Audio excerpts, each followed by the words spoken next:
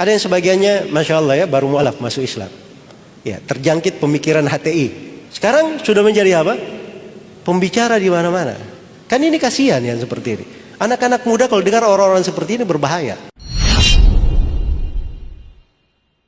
Saya ingin terangkan di sini tahapan-tahapan berbahaya yang bisa mengantar kepada aksi-aksi radikalisme. Jadi orang itu menjadi radikal, itu tidak datang tiba-tiba muncul langsung dia radikal, tidak. Ada proses yang berlalu. Ya.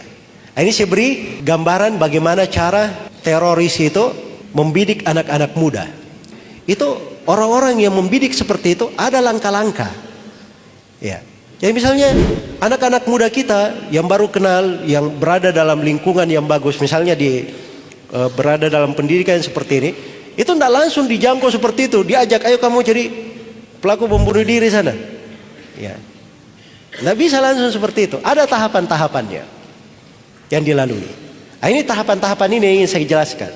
Setiap orang yang mengantarnya ke sana, ke aksi radikalisme, itu pasti melalui 4 tahapan ini. Ada 4 tahapan ini, salah satunya atau semuanya dia lalui. Tahapan yang pertama, seorang itu dijauhkan dulu dari ilmu syariat, dijauhkan dari ulama yang benar. Iya. Kadang dibuat orang itu senang agama, cinta agama sudah, mulai taat, iya, senang ngaji, iya. Tapi dia tidak kenal ilmu yang sebenarnya, cuma semangat saja. Terus yang kedua, dia tidak diperkenalkan kepada ulama sebenarnya. Makanya kalau dia belajar misalnya kepada seorang ulama yang lurus, nanti dia peringatkan, kamu jangan belajar di situ, bahaya nih orang. Karena itu saya lihat ya di pemikiran trio bom Bali pertama. Ya, trio bom Bali pertama ini mereka orang-orang yang salah memahami ilmu agama.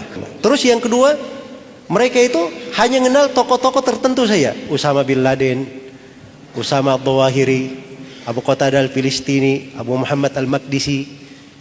Ini nama-nama saya sebut, buku-bukunya ada yang diterjemah dalam bahasa Indonesia ya. Maaf saya pernah lihat sebagian buku Abu Muhammad al-Maqdisi di Promedia di situ. Sudah diterjemahkan. Ini yang memberi fatwa bolehnya membunuh aparat keamanan. Nah, jadi harus dipahami bahwa mereka ini ya itu tidak mau mendekatkan kepada ulama yang sebenarnya. Ya.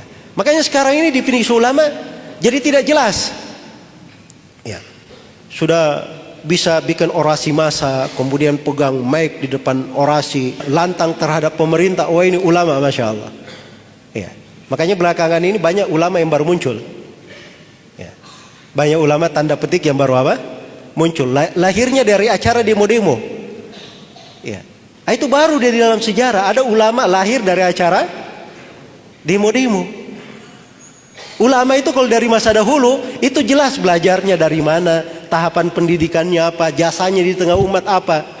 Itu jelas dari masa dahulu. Guru-gurunya itu jelas, dia ngambil ilmu dari siapa, sanad periwayatannya jelas. Itu ulama namanya. Jelas ya? Ada yang sebagiannya, masya Allah ya, baru mualaf masuk Islam. Ya, terjangkit pemikiran HTI. Sekarang sudah menjadi apa?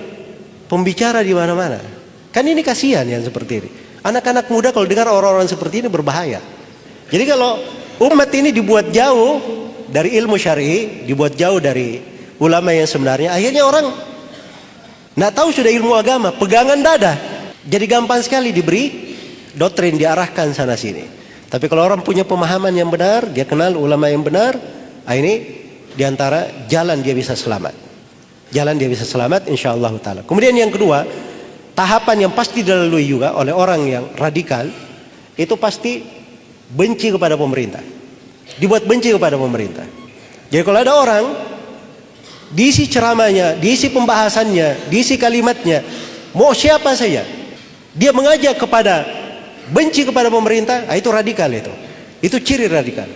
Apakah dia disebut ustadz, apakah disebut anggota dewan, atau disebut apa saja, yang penting dia mengajak untuk benci kepada pemerintah, itu ciri radikalisme. Jadi masalah bukan masalah kecil. Karena kalau seorang itu sudah benci kepada pemerintah, dia akan melakukan apa saja. Ya, dan orang yang tulus tidak seperti itu. Orang yang tulus itu, kalau ada kesalahan, kesalahannya yang dia benci. Tapi dia menghendaki apa? Kebaikan untuk semuanya. Kemudian yang ketiga, ini doktrin-doktrin ideologi sesat. Kalau umat ini sudah jauh dari ilmu syariat, tidak ada ulama yang dia kenal, ulama yang sebenarnya dia kenal.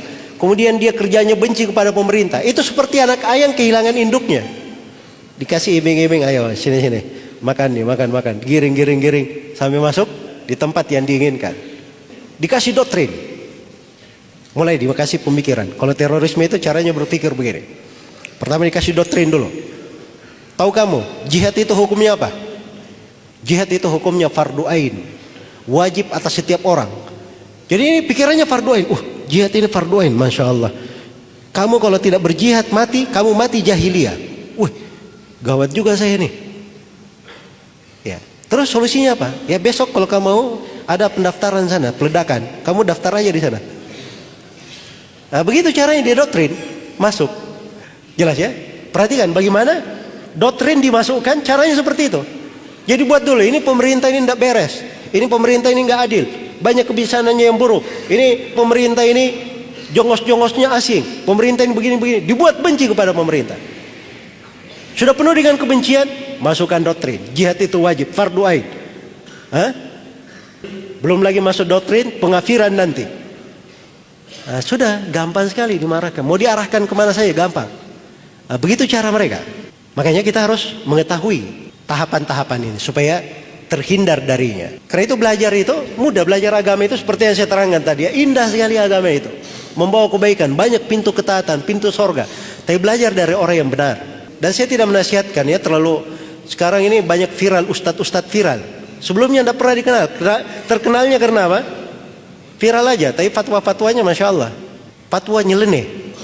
Ya, di Indonesia ini gampangan sekali semuanya. Ada yang mengangkat dirinya sebagai imam besar Indonesia. Nah, itu bahasa berat. Kalau di Saudi Arabia ada yang menganggap dirinya imam besar Saudi Arabia selain daripada raja, itu sudah digantung itu besok di pengadilan. Sebab itu namanya memecah belah negara. Imam besar negara itu cuma kepala negara. Kalau mengatakan imam besar negara itu cuma satu, Bapak Presiden saja. Itu dihukum syariat. Ya. Ini hal-hal yang seperti masuknya dari mana? Itu doktrin dari ideologi yang menyimpang. Kemudian yang terakhir dari tahapannya juga pasti akan memuji aksi-aksi radikalisme. Ya, jadi lihat saja kalau ada aksi radikalisme dia puji, dia kasih bagus. Nah, ini menunjukkan ini orang ada tahapan yang masuk di situ. Makanya dari kejadian peledakan di WTC itu tanggal 11 September, itu para ulama menyuarakan mungkarnya hal yang seperti itu. Sebab itu tidak ada dalam syariat pembenaran. Yang melakukannya siapa? Kalau dia warga negara, berarti dia sudah membuat pengkhianatan yang besar. Kalau dia orang asing yang masuk ke dalam negara, maka namanya orang asing masuk kan ada stempel di bandara. Nah, itu akad perjanjian untuk menjaga apa? Tidak berbuat keonaran. Nah, ini dia meledakkan. Dia keliru di segala keadaan, di hukum syariat. Karena itu dalam Islam hal itu adalah hal yang diharamkan, tidak diperbolehkan, diingkari oleh para ulama.